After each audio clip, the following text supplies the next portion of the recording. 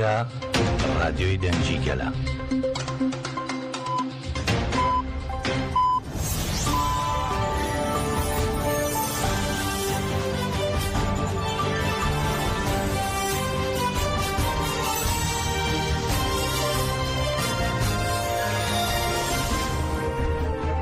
ئەم کاتتان باش بیسەرانی هێزان لە ڕادیۆ دەنگیگەلەوە بە یارمەتی هاوکارانم گەشتی هەواڵەکانی ئەمڕۆ دووشەممە 7 تەموزی 2025 تان پێشکەش دەکەین کاتژمێردا بە کاتی ناوەندی ئەوروپا.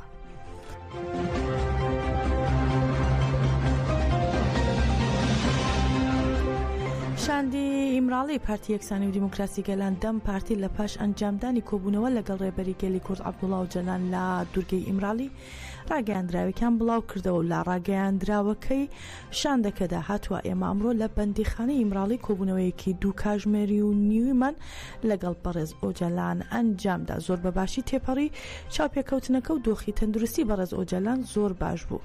هەروان نووسیویشانە لە گفتوگۆکاندا تیشکخرایە سەر هەوەی کا پرۆسەکە پێی ناوەتە قۆناغێکی نوێەوە دەبێت هەمولایەک بۆ ئەو هەنگاوە نوێیانە و بە گوێرەی پێویستی پرۆسەکە بەرپرسیارەتی خۆیان جێبەجێ بکەن.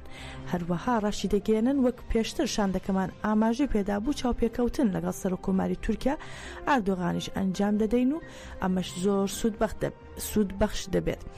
دەشڵێن هەروەها کاتی دیدارەکە دیاری کراوە و هاوکات ئەو کۆمسیۆنەیش کار لە پەرلەمانی تورکیا پێک دەهێنرێت ڕۆڵێکی گەورەی دەبێت لە ئاشتی و چارەسەریدا و هیوا و باوەڕیمان با یەکپارچەی پرۆسەکە سوود بەخش دەبێت بۆ پرۆسەی دیموکراتەزیەکردنی تورکیا و بەهێز دەبێت.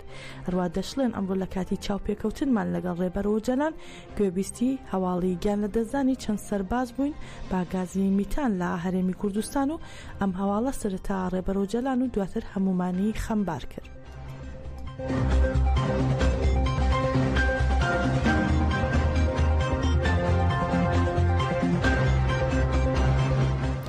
لایەکی تریشەوە دەستەی بەڕێوەبەری ناوەندی پارتی یەکسانی و دیموکراسی گەلان دەم پارتی با سەرۆکایەتی تۆلای حاتم موغڵاری و تونجەر باقیرخان لە ناوەندی گشتی کۆبوونەوەیەکی بە پەلەی ئەنجامدا. لە کۆبوونەوەکەی دەستەی بەڕێوەبەری ناوەندی دەم پارتیدا پرۆسەیاشتی و کۆمەڵگەی دیموکراتیک ئۆپەراسیۆن دژی شارەوانەکانی جەهەپە و ئەو دیدارەی کە شاندی ئیمراڵی دەم پارتی لەگەڵ ڕێبەری گەلی کورد عەبدوڵڵا ئۆجەلان لە ئیمراڵی بەڕێوەی برد و هەروەها بڕیاری پەکەکە بۆ لە ناوبردننی چەک لە کۆبوونەوەکاندا تاوتوێ دەکرێت.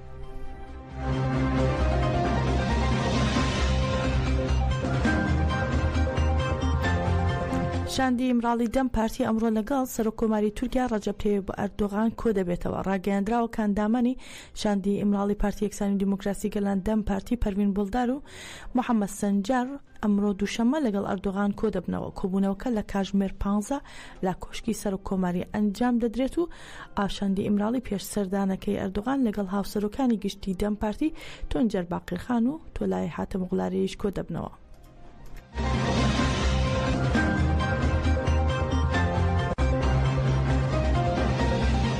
هاوسەرۆکی گشتی پارتی یەکسانی و دیموکراسی گەلان دەم پارتی تۆلای حاتم موغڵاری و شاندی یاوەری سەردانی ناوەندی گشتی پارتی گەلی کۆماری جەهەپەیان کرد. پاشان لەگەڵ سەرۆکی گشتی جەهەپە ئۆزگۆر ئۆزەل کۆنگرێکی ڕۆژنامەوانی هاوبەشیان ئەنجامدا.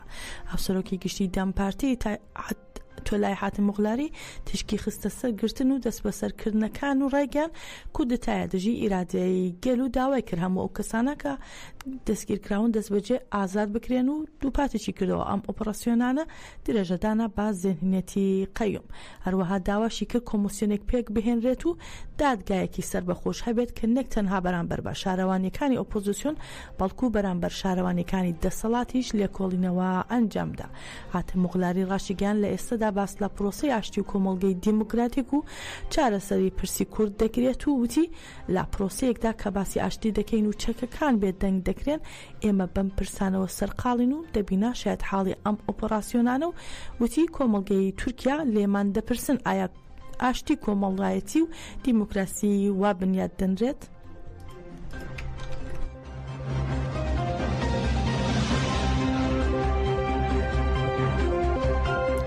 پارلەمانتاری دەمپارتی عومەر ئۆجەلان لە شاری بۆنی ئەڵمانیا بەشداری کۆبوونەوەی گێلی کرد و تیایدا پێشهاتەکانی هەرێمەکە و تورکیا و تێکۆشانی دیموکراسی و ئازادی گێلی کورد و ئەو پرۆسەیەکە با پارادایمی نوێی ڕێبەر ئۆجەلان دەستی پێ کردووە تای توێ کرد.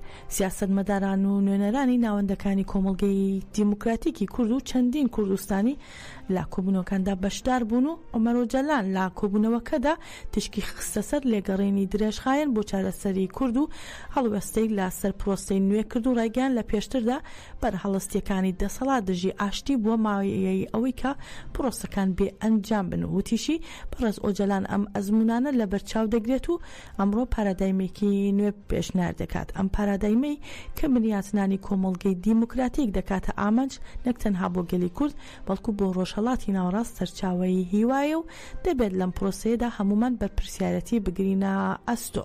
هەروەها لە درێژی قسەکانیشیدا عومەر ئۆجەلان ڕایگەیان کۆتایی هێنان با تێکۆشانی چەکداری لەلایەن پەکەکەوە بۆ دیموکراتیک بوونی پرسی کورد و ڕێخۆشکردن بۆ چارەسەری سیاسی هەنگاوێکی مێژوویە و دەبێت بزانرێت ئەوانەی کە شەڕ دەکەن دەتوانن ئاشتیش بکەن. ڕواوتیشی پرسی کورد تەنها لە تورکیادا سنووردار نییە و بەڵکو ئێران و عێراق و سووریاش لەخۆ دەگرێت. جێیامەژەی کۆبوونەوەکە با سەرنجی بەشدار بووان و وەڵامدانەوەی پرسیارەکان کۆتایی هات.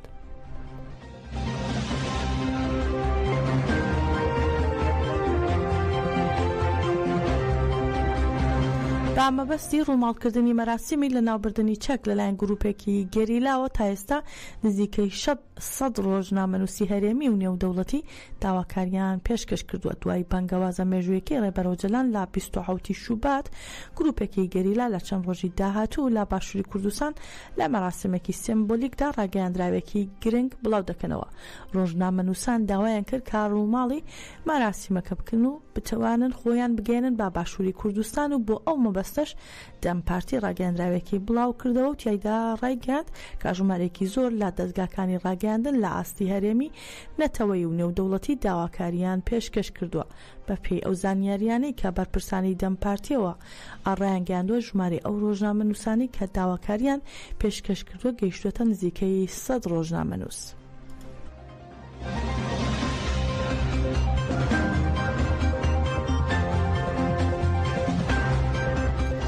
پارێزەری ئیتالی فابیۆ مارسێل کە یەکێکە لە ئەندامانی شانداسی و نۆکەسیەکەی ئەوروپا کە بەخواستی ئەنجامدانی دیدار لەگەڵ ڕێبەر ئۆجەلان چوو بە تورکیا دەڵێت بۆ ئەوەی بەڕێز ئۆجەلان بتوانێت لەم پرۆسەیەدا ڕۆڵی خۆی بگێڕێت دەبێت پێش هەموو شتێک گۆشەگیری لا ببرێت و ئازاد بکرێت. فابیۆ مارسێل لە دیمانەیەک لەگەڵ ئاژانسی ئانەفا دەست نیشانی کردکە لە کاتی دروستبوونی پارتی دیموکراسی دەپەوە سەرقاڵی پرسی کوردە و وتیشی کاتێک لەیلا زانا و ئۆرهاندۆغان و ئەحمەد تورک و هەموو ئەو پارلەمانتارانەی دەبەپا پارێزبندیان هەڵگیرا و لە دادگای ئاسایشی دەوڵەت دادگایکران هاتووەتە تورکیاوە. هەروەها مارسێل ئاماژەی با پلانگێڕی نێونەتەوەی سەر ڕێبەر ئۆجەلان کرد و ئاماژەی بۆ کردکە لەو سەردەمەدا کۆمەڵێک هۆکار وای لە ئیتالیا کرد کە لە ڕێگەی دادگای ڕۆماوە لە پێدانی مافی پەنابەری با ڕێبەر ئۆجەلان پەشیمان بێتەوە.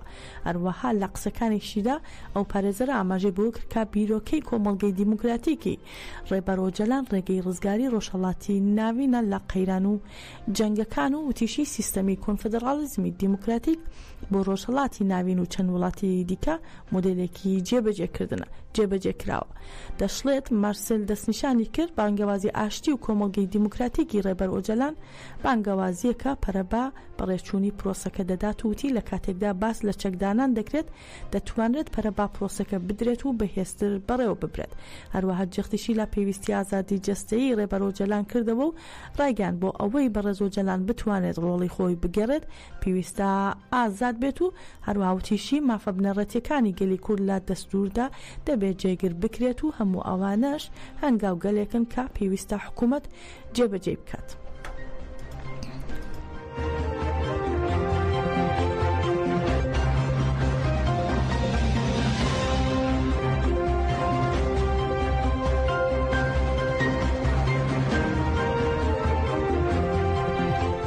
شەروانی ئینتەرناسیۆنالیستی یەکینەکانی پاراستنیگەر یەپەگە کێڤین خواکیم با ناسناوی دڵسۆز بەهار کە لە 6 تەموزی ساڵی 2015 لە شەڕی دژی چەتەکانی داعش شەهید بوو لە شاری کارلسڕۆی ئەڵمانیا لەسەر گۆڕەکەی یادکرایەوە. بنەماڵەی بەشێک لەو شەروانە ئینتەرناسیۆنالیستانی کە لە ڕێزەکانی هەپەگە و یەپەگە شەهید بوون و هەروە ژمارەیەکیش لە کوردستانیان بەشداریان لە مەراسمەکەدا کرد. لە مەراسمەکەدا ئینتەرناسیۆنالیستەکان و کوردستانیان با گۆرانی کوردی و ئەڵمانی شەهید دڵسۆز بەهاریان بەبیری هێنایەوە و هەروە چەند وتەیەکیش لەسەر گۆڕی پێشکەش کرا و تیشکخرایە سەر پشتیوانی ڕۆڵ و تێکۆشانی هەواڵانی ئینتەرناسیۆناڵ.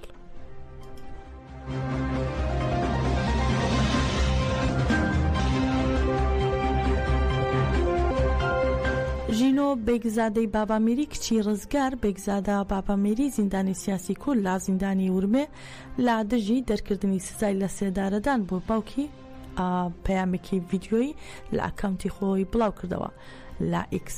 ژینۆ بێگزادەی بابامیری ڕایگەن ئێران دەیەوێت سزای لە سێدارەدانی باوکم جێبەجێ بکات لە کاتێکدا باوکم تەنها یارمەتی خۆپیشاندەرە برینداربووەکانی شۆڕشی ژنجیان ئازادی داوە. هەروەها ژینۆ دەشڵێت لە دوایین بڕیاردا تۆمەتێکی نوێ و هەڵبەسترا و خراوەتە سەر کەیسەکەی باوکم و ئەو تۆمەتانە تەنها هەوڵەکە بۆ کەپکردنی دەنگی هاوڵاتیان لەگەڵ ئەوەشدا دەنگی ڕاستی ناتوانرێت بێدەنگ بکرێت و دەشڵێت باوکم بێتاوانە و داوا لە هاونیشتمانیان دەکەم ڕێگەن نەدەن کۆتایی باش ژیانی باوکم بهێنن. جێ ئاماژەیە لە 7 نیسانی ساڵ 2023 ڕزگار بێگزادە بابامیری بەهۆی بەشداریکردن لە خۆپیشاندانەکانی شۆڕشی ژنجیان ئازادی و دابینکردنی پێداویستی تەندروستی بۆ قوربانیانی خۆپیشاندانەکە لە شاری بۆکانی ڕۆژهەڵاتی کوردستان بە بێفەرمانی دادوەر لەلایەن ئیدارەی ئیتلاعاتی شارەکەەوە دەست بەسەرکرا و ڕواوانەی زیندانی ورمێکرا.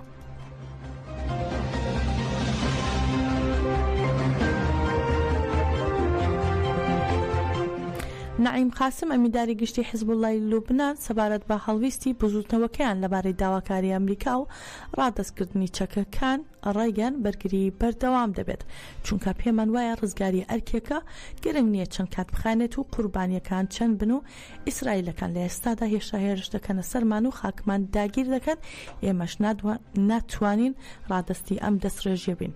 هەروەها نعیم قاسم دەشڵێت ئەوان بە بەرگریکردن لا لوبنان ڕوبەڕووی ئیسرائیل دەبنەوە و ئەم بەرگریەش بەردەوام دەبێت ئەگەر هەموو جیهانیش یەک بگرن.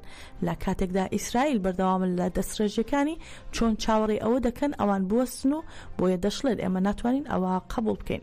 سەبارەت بە ڕادەستکردنی چەکەکانیان ئەمینداری گشتی حیزبوڵڵای لوبنان دەشڵێت ئەگەر بەرگریان نەبوایە ئیسرائیل گوند و شارۆچکەکانی لوبنانی داگیر دەکرد. هەروە دەشڵێت هاوکات دوای تاواکردنی قۆناغی جێبەجێکردنی ئاگربەست ئامادەین بۆ گفتوگۆ.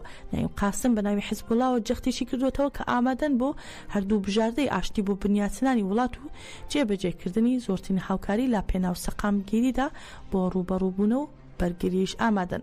جێ ئاماژەیە سەرەڕای ڕاگەیاندنی ئاگرباس لا لێوان حیزبوڵڵای لوبنان و ئیسرائیل بەردەوامە لە هێرشەکانی بۆ سەر ئەو گروپە و لوبنان و هەروە لە ڕێگەی فڕۆکەی بێفڕۆکەوانیش سەرکردە و ئەندامانی ئەو گروپە بە ئامانج دەگرێت.